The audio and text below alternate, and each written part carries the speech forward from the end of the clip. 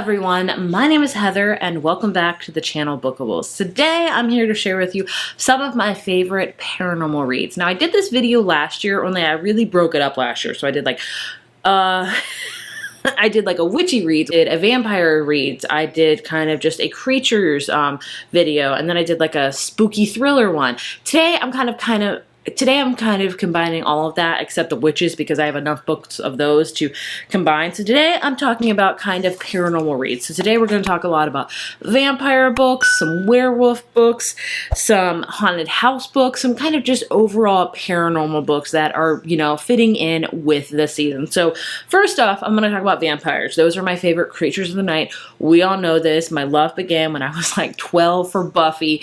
Was I too young to watch it? Absolutely. Do I regret it? Not one bit. What? What's wrong?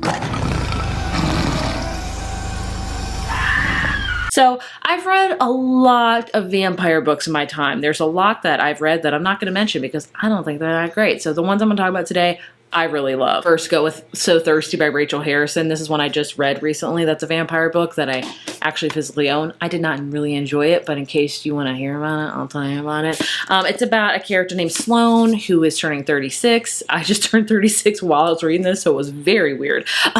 And her husband is cheating on her, but then he surprises her with like a 3-day getaway with her best friend Naomi, and so she goes. Naomi's very much a free spirit, a loose cannon. She does what she wants, everyone else be damned. And so she gets them kind of in some trouble because the next day they wake up and what do you know, Sloane and Naomi are vampires and they have no clue what to do with that. And it's kind of their thing from there. It's more about friendship. I didn't like it because I thought the friendship was just horrible. I did not like Naomi. I thought she was careless. I will tell you, it's got a lot of gore in it. So if you want some vampires with some gore in it, check this one out. But it's not one of my favorites. One that came out this year that I loved and adored is Bride by Allie Hazelwood. Now, if you don't know, Allie Hazelwood writes mostly STEM romance, women in science, and I enjoy them. But when I heard she was going to write a paranormal romance between a vampire and a werewolf, I was like, this is either going to be really great or not so good. I loved it. So this is about a character named Misery, who is a vampire, you know, fitting in with her name. And she lives in a world where kind of the vampires and the werewolves and the humans are at odds, but they kind of make alliances with each other. So Misery is married off to one of the big werewolf leaders named, what is his name? Lo. And so she has to learn how to be a part of a pack because werewolves are very close and Misery has always been alone. And so she starts to develop feelings for Lo, but she's like, he's a werewolf. Is this good? Is this right?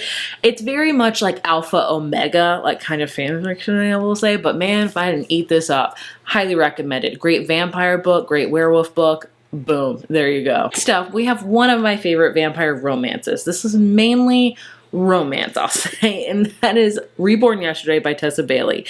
No one ever talks about this. It was self-published, but I loved it. I've read the majority of Tessa Bailey books. I will say her last, I don't know, 10 or so, I have not really loved, but man, I love this one. So we follow a character named Jenny, who is a mortician. Her and her dad own a funeral home, and her dad has passed away, so it's just her and her stepmom now, and she kind of gets the bodies ready, embalming and things like that. And one night, she's doing that, she's embalming a body when, you know, the guy wakes up, and she's like, what? And who is it? But Jonas, and he's a vampire, and immediately they're very connected. It feels like they've known each other for years, and a romance happens, and you really have to suspend your disbelief for this one. Is it out there? Yes. Does it make any sense? No. But I will tell you, this chemistry, the steaminess, chef's kiss. I loved and adored it. This is a series. It has 3 books in it.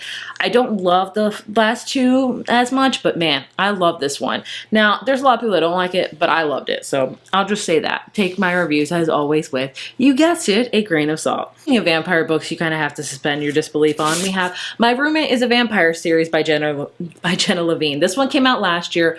I loved it. This is about a character named Cassie who needs a place to live, and then she goes on Craigslist and finds this amazing apartment that's like too good to be true. That's because it is. Somebody needs a roommate, and there she meets Frederick, who is very different. My boy Frederick dresses like he's from the 1800s. He wears top hats. He has a pocket watch. He doesn't know what certain cooking utensils is. Does Jenny see any of this as a really big red flag? No, she doesn't. Either way, she moves in with him and she learns, oh my gosh, Frederick is a vampire that was from like the 1800s, and he was like kind of in a coma and he woke up. And so it's all about them navigating that. And it was just fun.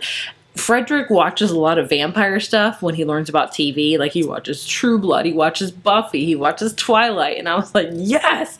It's a really, really cute one. Again, doesn't go into much vampire lore, but just a fun vampire romance. The sequel / companion novel came out this year called My Vampire Plus One.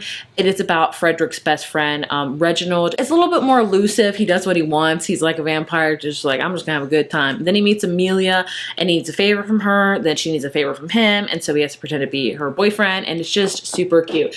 These don't go much into vampire lore, backstory. You just accept that they're vampires and they're there. In fact, both of these books, both the characters, when they figured out that the guys were vampires, you think they would freak out and stuff like that. They got over that junk quick. That wasn't even the main thing, so I don't know. But I like them. They're super cute. Next up, we have a Southern's Book Club Guide to Slaying Vampires by Grady Hendrix. He loves his long titles. Either way, this one is set in the 90s in Charleston, South Carolina, where all of his books take place. And we're in kind of a cul-de-sac suburb area where all the moms are just, you know, they're homemakers. They just cook and then take care of kids, take care of the husbands, rinse, wash, repeat. We all get lost in the mundane life of just home life. I know I do. I'm a stay-at-home, like I do this, which is great. It's a great outlet for me, but man, even that, I get lost in the mundaneness of it every day. It is. But either way, they're feeling that. They're like, man. And so they start a book club where they start trying to like read these true crimes and solve the murders, because they ain't got much going on in their lives. But then a new guy moves into the neighborhood, and you know what? He's really odd. They don't see him in the daytime. He has a lot of curtains at night. Oh, could he be a vampire? And things start going really crazy from there. And all the wives speak up, but nobody listens to them because they're females. And in the 90s, nobody listens to females. And they kind of have to take it in their own hands. And it's a fun one. It's a spooky one. It's kind of scary, very graphic, but I liked it. And the last vampire section book I have is one of my favorites, past my most favorite, The Serpent and the Wings of Night by Carissa Broadbent. I just was looking for a good romantasy, and this delivered. This is still underhyped in my opinion, I'll just say that.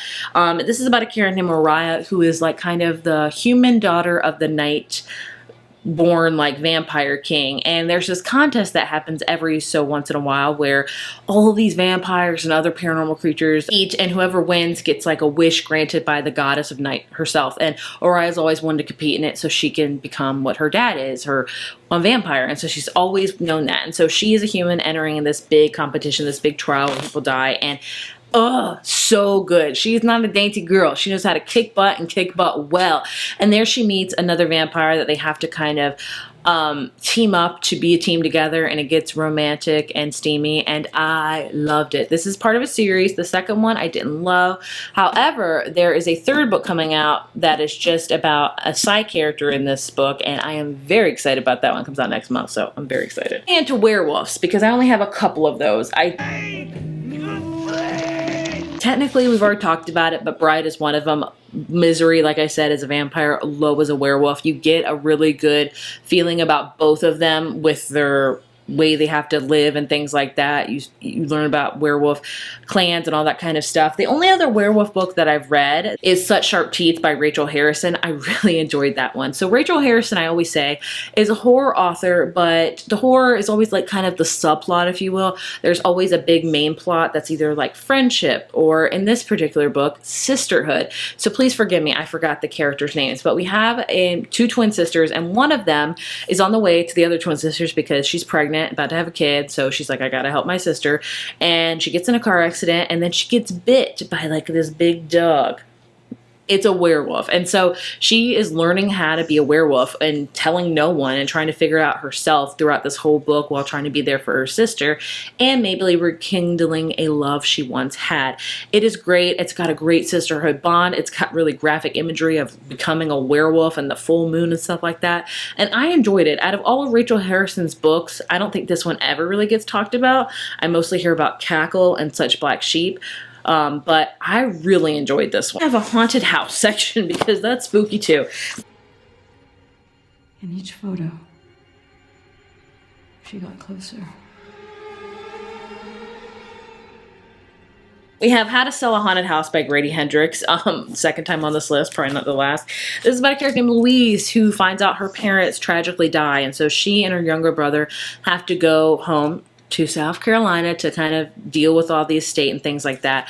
And their parents' house is a little bit creepy because their mom was a puppeteer and she made puppets, and they're full of weird puppets. And when they start staying there at night to try to settle things, they start hearing weird things. The TV starts going off and on at night. Things are just happening, and they learn that there's a particular puppet behind it all, a puppet that her mom made that she was very close to called Pumpkin, and it is so freaking creepy. This is about a creepy puppet, and it gets creepier. A lot of people don't like this book. I loved it. I think I also loved it because there was a really fragile relationship between the brother and the sister. She was the older sister, he was the younger brother, and I have that as well, so I really felt connected to that, so that's why I think I liked it so much. But it also was creepy as hell. I'm just gonna say that. Like, We have Fantasma by Kaylee Smith. This one is like haunted house, but also I don't know what to say about it. So in this book, we have a character named Ophelia who comes from a family of necromancers. Her mom is like the main one, and her mom tragically dies at the beginning of this book, and all of her mom's powers get kind of put in Ophelia because now she's the matriarch. And not only that, but she's acquired a lot of debt because apparently her mom did not pay things for the house, and so the bank's going to take the house. And so Ophelia's younger sister Genevieve decides to take matters in her own hand and enter this contest called Fantasma, which is held in this place called Devil's Manor, and that's where the creepy house comes in. It's kind of haunted house, and when you go there, you have to like enter your worst fear to like, that's how you enter. And from there, the contest is like the 7 levels of hell. Each contest is different, and people die in it. It's just really intense. So Ophelia's like, I don't want my sister to be in that, so she has to follow her and go into this contest herself. There she meets a phantom, maybe has feelings for him. I will tell you this book is very spicy. Was not expecting it at all. So if you think, oh, it's just a haunted house creepy book, yes, it's that, because there's a whole bunch of ghosts and scary things, but there's also a lot of spice in it. But man, it was creepy. I would never set foot in this house. We have This September House by, I forget who this is by, but either way, I read this a couple years ago, loved it. It's more of a funnier, I guess you could say, kind of haunted house. Bear with me. So we have our main character, I forget her name, I am horrible. She's married. They've always wanted to own their own home. That is their dream, much like a lot of couples. I get it. And they find this beautiful, sprawling Victorian manor that is just stunning. Just look at the cover, you'll kind of get the picture of it. And it's actually affordable. And she's like, I have to do this. This is my dream house that I've always wanted. And so they buy it, and they learn that, you know, it's a little bit too good to be true because this house is straight up haunted. Ghosts are freaking everywhere. Like every September, blood just pours from the walls and goes down. The ghosts will get really loud and get intense. There are some ghosts that are friendly, like the maid that used to live in this house years ago. She still kind of considers herself the maid and makes her the tea and all that kind of stuff. But either way, there's this really scary entity in the basement that nobody goes in because that's what happens every September. The other ghosts start trying to go really, really intense because of this entity. And so basically in this book, the husband has left and the daughter is like, where's dad? And I'm coming home to figure this out. And the mom's like, don't come home because of September and there's blood everywhere. Like, it's intense. So basically this whole book is about this mom that is refusing to leave this house because she's like, this is my dream house. These ghosts are just gonna have to live with me. And she just was like, it's funny because she's like, I just live with these ghosts and I deal with it and they put up with me, and it's just funny. It also gets creepy with things downstairs and things like that, but man, I enjoyed it and don't hear a lot of people talk about it, but I liked it. Then we have a couple of etc. ones that I want to talk about that kind of really don't fit. Possession, My Best Friend's Exorcism by Grady Hendrix. I really do like him. This one is set in the 80s, and it's about 2 best friends, and one of them maybe gets possessed by a demon, and the other one has to help her friend. It's very much 80s vibes, like Stephen King vibes. It's about friendship, but also possession, and it gets graphic. Oh my gosh. And then we have Black Sheep by Rachel Harrison. Again, I do like her books a lot. I really do enjoy this one. This is about a character named Vesper who comes from a cultish family, a devil cult, like they worship the devil. And she escaped it and she's done with it, and then she kind of comes back home to go to her cousin's wedding, and things get bananas. Like this book is straight bananas. None of it makes sense, but man, it was a fun time to read. About a demon cult, about a devil cult that's other paranormal things. craziness. So I think that's all the paranormal reads that I wanted to talk about. I don't have much more because I don't read too many paranormal reads other than vampire ones, but I do enjoy them nonetheless. So if you have any recommendations for me down below, please leave them because I know I'm leaving some out. As always, thank you so much for watching, and I will see you in my next video. Bye.